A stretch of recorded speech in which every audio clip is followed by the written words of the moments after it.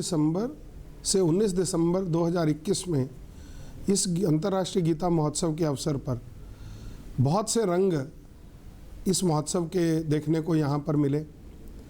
ये एक बहुत ही बड़ा सांस्कृतिक उत्सव है जो गीता जयंती के मद्देनज़र जो भगवान के श्रीमुख से गाया गया कुरुक्षेत्र के ज्योतिसर स्थान पर उस उपलक्ष्य में ये मनाया जाता है।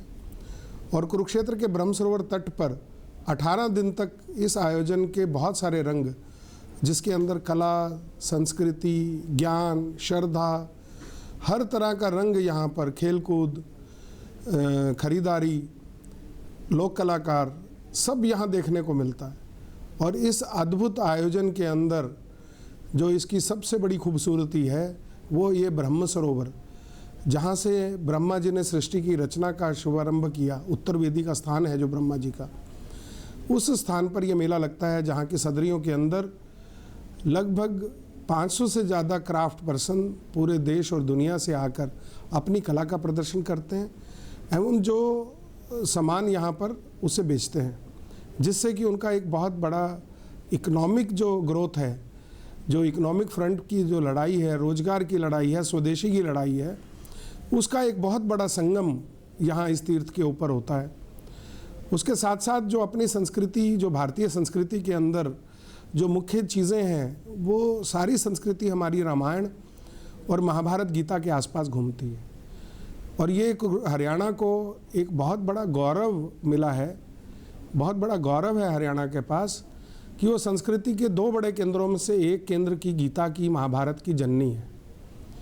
तो कुरुक्षेत्र जो है वो हमारी संस्कृति का केंद्र है और इसको हमारे माननीय मुख्यमंत्री जी, जो छोटा सा एक आयोजन होता था जब 2014 के अंदर भारतीय जनता पार्टी की सरकार बनी, तो माननीय मुख्यमंत्री श्री मनोहर लाल जी ने ये निर्णय किया कि 2015 से इस आयोजन को बड़ा किया जाए।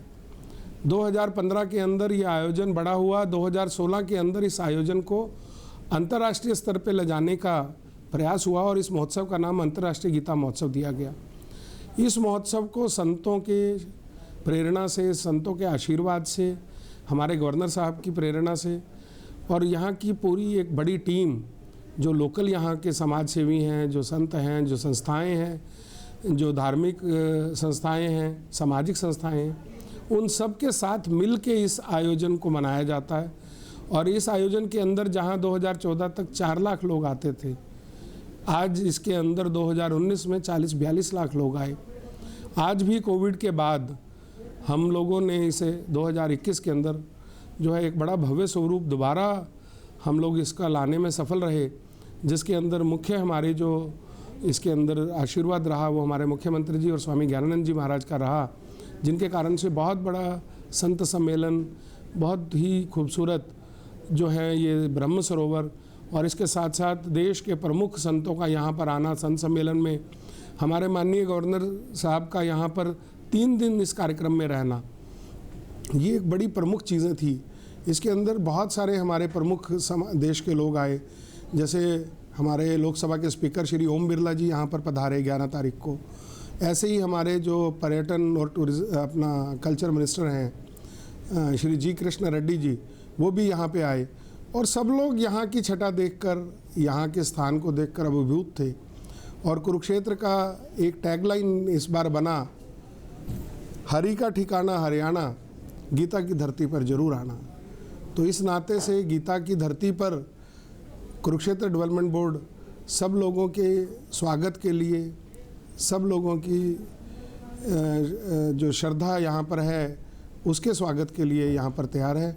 आप सबका यहाँ पर बहुत बहुत अभिनंदन है, स्वागत। जब मोदी जी 2014 के अंदर यहाँ पर आए तो उन्होंने आके यहाँ जो सबसे पहली बात बोली कि कुरुक्षेत्र भारतीय संस्कृति का केंद्र है और उस गरिमा के अनुसार, उसी गरिमा के अनुसार इसके यहाँ का विकास होना चाहिए।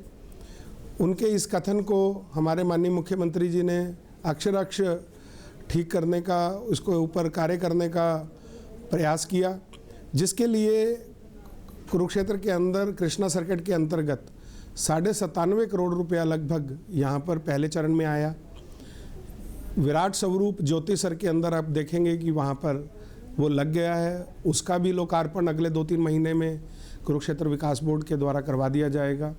इसके साथ ही ज्योतिसर के अंदर लगभग कृष्णा सर्किट के अंदर 50 करोड़ रुपए से 5 बिल्डिंग्स बनी।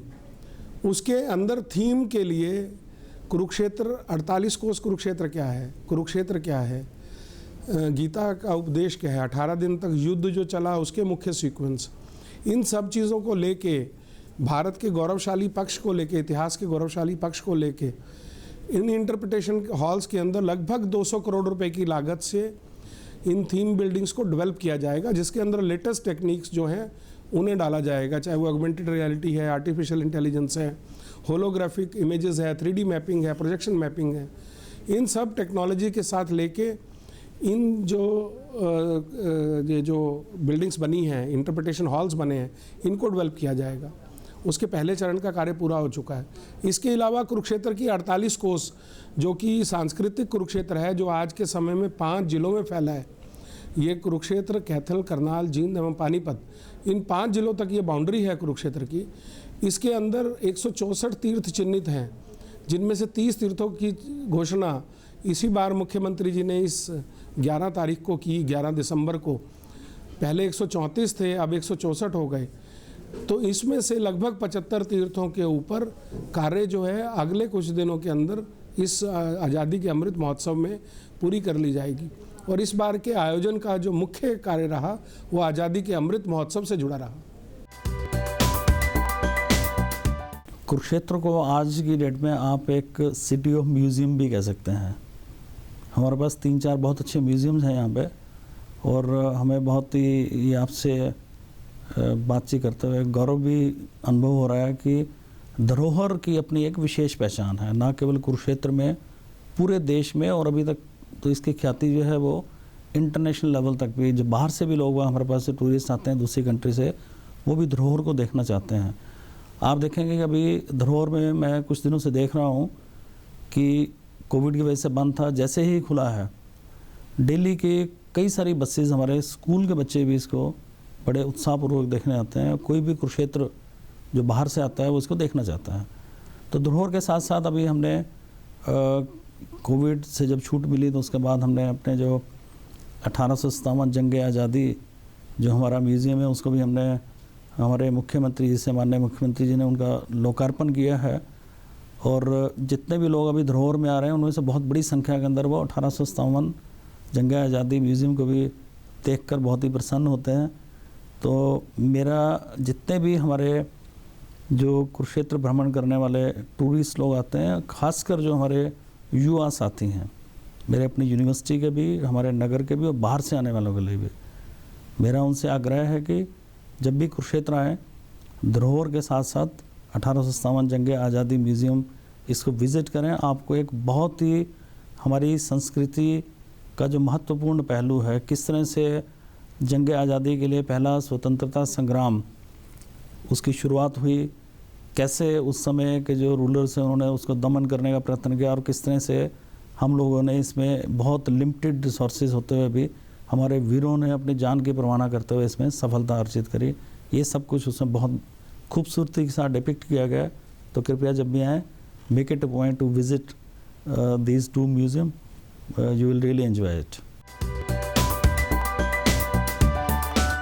कुरुक्षेत्र की धरती प्राचीन काल से ही पूरे विश्व के आकर्षण का केंद्र रही है। वह इस रूप में कि यह प्राचीन संस्कृति का केंद्र रही है, सरस्वती की भूमि है, ज्ञान की भूमि है, वेदों की, ऋषियों की, महर्षियों की तपः स्थली है। इतना ही नहीं, ये शक्ति की नगरी है, यहाँ माँ भद्रकाली का शक्तिपीठ भी है। महाराजा कुरु की धरती है। सृष्टि के आरंभ में ब्रह्मा जी के द्वारा स्थापित ब्रह्म सरोवर कुरुक्षेत्र में है। महाराजा हर्ष की कर्मस्थली रही है, स्थानेश्वर के नाम से ये प्राचीन काल में ही विख्यात रही है। और सबसे ज़्यादा जो ज्ञान की बात हुई वह श्रीमद् भगवद गीता के माध्यम से हुई। उसका जो प्राकट्य है वो इसी पावन भूमि से हुआ। कहते हैं कुरुक्षेत्रे गमिष्यामि कुरुक्षेत्रे वसाम्यहम्, यानी कुरुक्षेत्र जाऊंगा, वहाँ निवास करूंगा, इतना सोचने मात्र से ही कई प्रकार के पुण्य प्राप्त हो जाते हैं। तो ऐसी पावन भूमि, और आजकल जो अंतर्राष्ट्रीय गीता महोत्सव के कारण से पूरे विश्व के पर्यटकों के, तीर्थयात्रियों के, आध्यात्मिक विभूतियों के आकर्षण का केंद्र बनी रही है, उस अवसर पर हम आपसे ये वार्तालाप करते हुए बहुत ही आनंदित हैं और गीता जयंती के अवसर पर शुभकामनाएं भी सादर संप्रेषित करते हैं। हम लोग विद्या भारती के माध्यम से भारत की जो संस्कृति है वह विश्वव्यापी कैसे बने, समाजव्यापी कैसे बने, इस पर निरंतर कार्यरत हैं। और इसी श्रृंखला में हमें प्रसन्नता है बताते हुए कि जो वर्तमान यशस्वी प्रधानमंत्री जी के नेतृत्व की सरकार है, उस मोदी सरकार में केवल राम और कृष्ण नहीं तो बुद्ध और अन्य अनेक सर्किटों की घोषणा करके उनसे संबंधित जो पावन तीर्थस्थल हैं उनको और ज़्यादा विकसित करने का कार्य किया, जिससे कि जो दुर्गम क्षेत्रों पर भी हैं वहाँ तीर्थयात्रियों की आध्यात्मिक साधना करने वाले और उसके साथ साथ जो पर्यटक हैं उनकी पहुँच आसान हो सके। इसी श्रृंखला में जो कृष्णा सर्किट है उसका राष्ट्रीय जो समिति है उसका सदस्य बनने का अवसर मुझे प्राप्त हुआ और उसके माध्यम से कुरुक्षेत्र की धरती पर ब्रह्म सरोवर, सन्निहित सरोवर जैसे जो महत्वपूर्ण तीर्थ स्थल हैं, साथ में जो भीष्म सरसैया का केंद्र है नरकातारी, तो ऐसे स्थानों के लिए विशेष रूप से आर्थिक सहयोग की घोषणा करके और उसको क्रियान्वित करके सरकार ने एक बड़ा पावन कार्य किया कि आज ये सभी तीर्थस्थल एक प्रकार से जीर्णोद्धार के रूप में, नए रूप में अपना एक जीवंत स्वरूप लेकर के प्रकट हुए हैं। और जो आने वाले पर्यटक हैं, जो लाखों की संख्या में पिछले 10-15 दिन में आए हैं, वह देख करके निश्चित रूप से भाव विभोर होते हैं। और जब वो यहाँ से जाएंगे, अपने अपने स्थान पर जाएंगे, तो यहाँ का वर्णन करके वो यहाँ की जो विशेषताएं हैं उनको निश्चित रूप से समाज तक पहुँचाएंगे और समाजव्यापी बनाएंगे। हमारा प्रयास रहता है कि इस संस्थान के माध्यम से अलग अलग समय पर, केवल गीता जयंती पर ही नहीं तो वर्ष पर्यंत, जैसे कि बताया, ये प्राचीन संस्कृति का केंद्र रहा है, भारत की प्राचीन सांस्कृतिक राजधानी रही है, तो उस निमित्त हम लोग कार्य करते रहते हैं। और विद्या भारती अपना एक संस्कृति महोत्सव करती है। हमारे माननीय संस्कृति राज्य मंत्री माननीय अर्जुन राम मेघवाल जी उस कार्यक्रम के मुख्य अतिथि थे इस बार, और उनके नेतृत्व में इससे पूर्व भी जो संस्कृति मंत्री रहे डॉक्टर महेश शर्मा जी, उनके साथ मिल करके आप सब महापुरुषों की प्रेरणा से ये संस्थान निरंतर आगे अग्रसर है। और जो संस्कृति है, उस संस्कृति का बोध हमारी युवा पीढ़ी में कैसे हो, विशेष रूप से उस पर कार्य करता है। जैसे हमारी प्रारंभ में दादा दादी की कहानियाँ होती थीं, और वो जो कहानियाँ हैं, उन कहानियों के माध्यम से जो हमारी प्राचीन संस्कृति थी, वह एक जो पुरानी पीढ़ी थी, हमारे जो बुज़ुर्ग थे, उनसे वो नई पीढ़ी में संचारित होती थी। वह प्रथा लुप्त जैसी हो गई है, परिवार छोटे हो गए हैं। तो उस दृष्टि से भी संस्थान प्रयास कर रहा है, एक कथा कथन की विधा को अपना करके पूरे देश में विद्यालय स्तर, जिला स्तर, प्रांत, क्षेत्र और अखिल भारतीय स्तर तक की प्रतियोगिताओं के माध्यम से उनमें से निखार लाना ये संस्थान का कार्य रहा। भारतीय संस्कृति के अनेक विषय ऐसे हैं जिसके ऊपर हमारी जो छात्र शक्ति है वह भली भांति अपना विषय रख सके, भारतीय संस्कृति से समाज को अवगत करा सके, इस नाते भी संस्थान प्रयासरत है। और पत्र वाचन का एक कार्यक्रम होता है, वह भी एक प्रतियोगिता नीचे से पूरे देश में आयोजित होती है और उसके बाद अखिल भारतीय स्तर की प्रतियोगिता करके पुरस्कृत किया जाता है। डीडी हरियाणा के दर्शकों को मैं विशेष रूप से इस अवसर पर साधुवाद भी देता हूँ, बहुत शुभकामनाएं देता हूँ कि उन्होंने इस कार्यक्रम के माध्यम से कुरुक्षेत्र को जानने का, समझने का प्रयास किया है, अपना अमूल्य समय दिया है। मैं उन्हें बधाई भी देता हूँ।